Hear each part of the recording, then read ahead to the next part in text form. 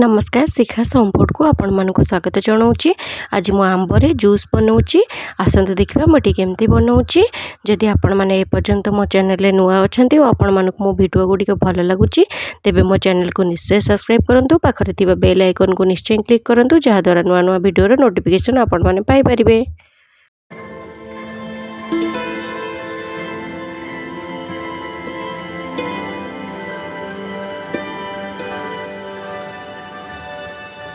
देखंतु मैं पाचिला आंब को काटिकी एटी ग्राइंडर रे देउची।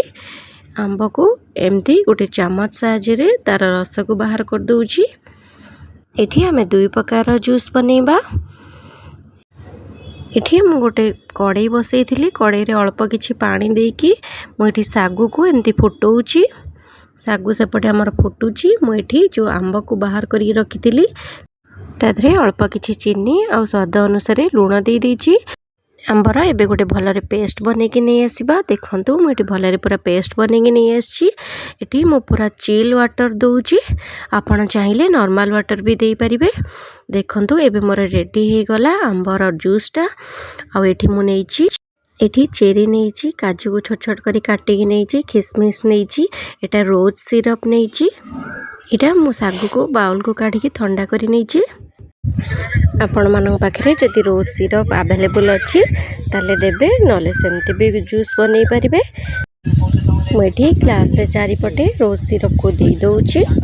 एठी देला परे मुझे जो आंब को जूस करके रखी से आंब जूस को ग्लास रे दे दउची। एठी देखंतु मुझे आंब जूस को ग्लास रे दे देली। मुझे काटिकी रखिथिबा काजू को दे दउची। आउ एठी गोटे किशमिश पके दउची। एठी चेरी कोलिकी दउची। आपण मानक पाखरे जे कोनोसी ड्राई फ्रूट अवेलेबल आपण देबे। ता ऊपर किछि रोज सिरप दे देली। एबे more first glass T ready हे गला। एबे सेकंड ग्लास रे मोटी चॉकलेट सिरप दउची। एठी चॉकलेट सिरप देला परे मु जो आंब को जूस करके रखिदिली ताको आधरे दे दउची। एठी देखंतु आंब जूस को दे देली।